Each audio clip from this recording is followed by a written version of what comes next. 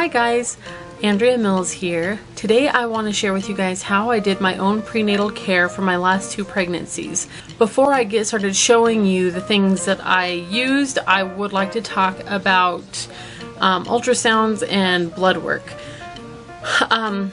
We had an ultrasound both times at one of those little places that you can get the 4D ultrasounds. I wasn't necessarily caring about having all of the medical part of it. I just wanted to find out what sex we were having, if it was a boy or a girl. And so I had called, the first time I called down and made an appointment to have the ultrasound, and I didn't realize till I got there that she wanted me to confirm that I was receiving medical care. So she gave me this little kind of a disclaimer type form that I was supposed to sign that said that I was under medical supervision and that this was not a medical ultrasound. So I was actually prepared just to go home because I didn't want to be dishonest. So I told her that I couldn't sign the form and I didn't want to be dishonest because I was having or planning an unassisted birth, so I was not seeing a doctor. And she told me, well, she just wanted to confirm that I understood that this was only for fun and it should not be construed as any sort of medical advice or anything like that. And so I said, yes, I understand that. So she told me to go ahead and sign the thing. So I did sign it, and I think it was like $120, and we got like a half-hour long ultrasound. They, gave me a DVD of the ultrasound. It was 4D, or parts of the ultrasound, or parts were just regular ultrasound. It was a nice time. Everyone got to be there because the room had like couches and big TVs on the wall so you could watch the ultrasound. And so all of our family and stuff was there. So it was a fun time, and that's what I did with both of my pregnancies. I would actually be fine not having an ultrasound. Like I said, it's only because I really enjoy sewing little things and getting stuff ready for the baby, and so I always want to know what I'm having ahead of time. But I would totally be fine skipping that whole part of it and just being surprised. That would be nice too. I did not have any blood work done during either of those 2 pregnancies, but I did check into possibly having some done because of the fact that I'm A negative and Tom's A positive, and I thought about getting a blood test to see if I had been sensitized at all during my previous pregnancies, which I've always had that done during all of my other pregnancies. I have 8 children, in case you don't know that. I ended up not doing it, but I had looked into a place called requestatest.com. So pretty much any sort of blood test that I would have wanted, it's all on the website. I could have picked anything, and then I would have just paid for the test on the website, and then I think they would have mailed me the paperwork, or maybe I would have just printed it out. I'm not sure.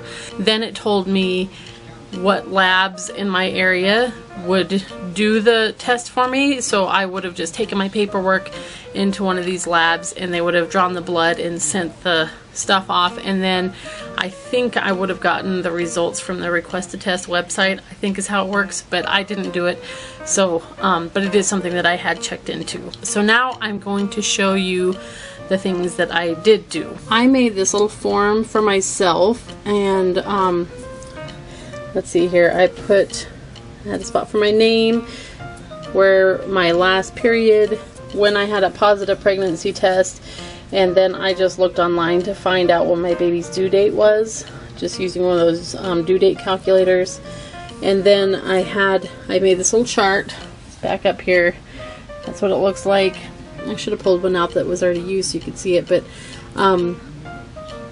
I made an appointment with myself every week because if something's not routine, then I tend to forget about it. So every Monday I would just do this thing. I'd write the date, how many weeks along I was. I would weigh myself, take my blood pressure, check for edema, and then I would check my urine for sugar, protein, ketones, or blood or bacteria in my urine.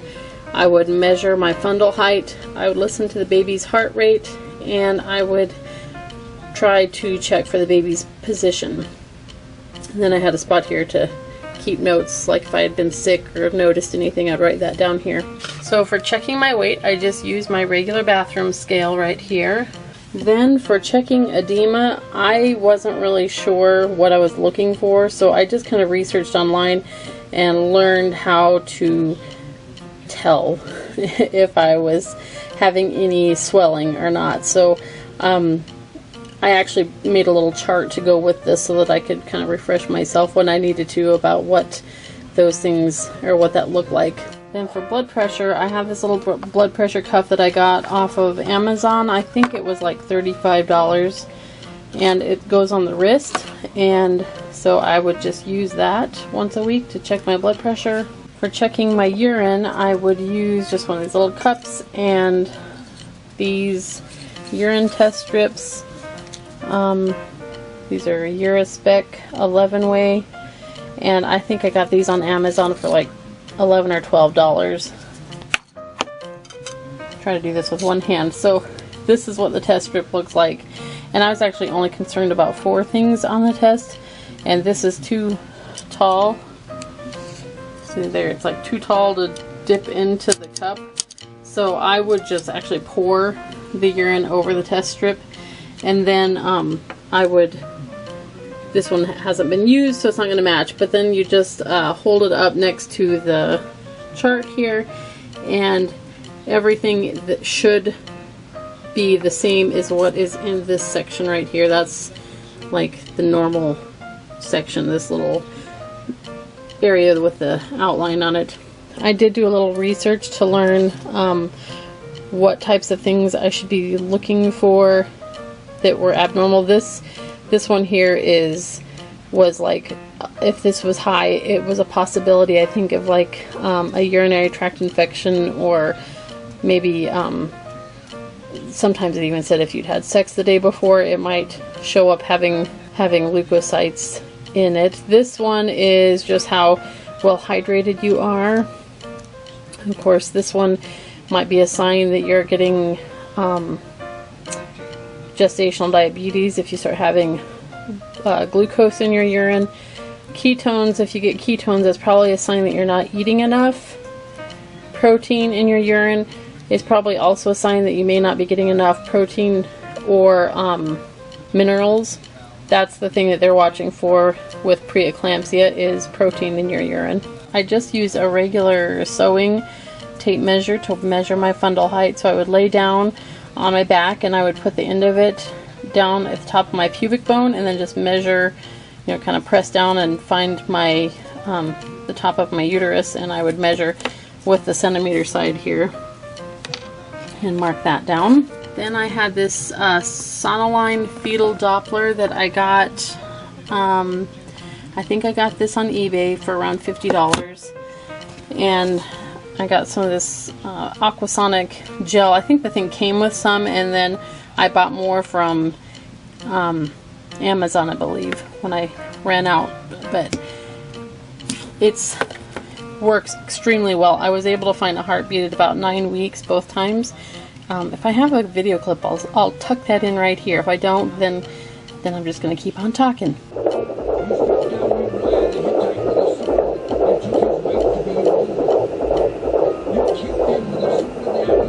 Then when it comes to figuring out the baby's position, I learned about belly mapping, and that's when you would actually draw on a piece of paper a picture of your belly, draw a circle, and then you would mark where you hear a heartbeat and where you feel different movements, and then you can match that up with a little chart to kind of determine what position your baby's in.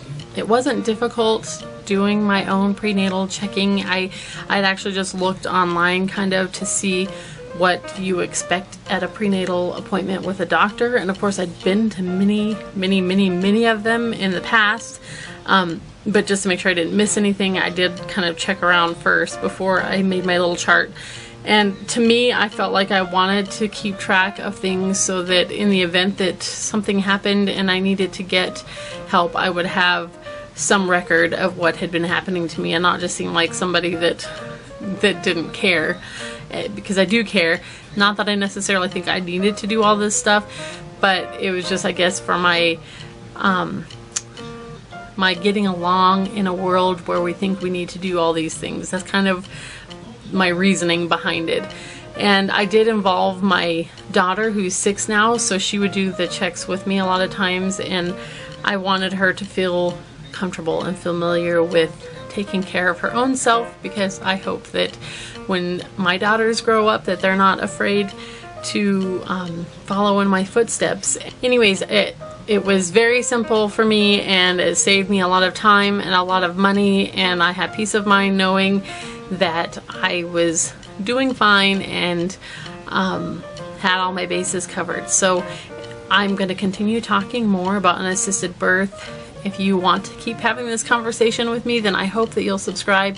And if you already have subscribed, I really appreciate you taking the time to watch this video today.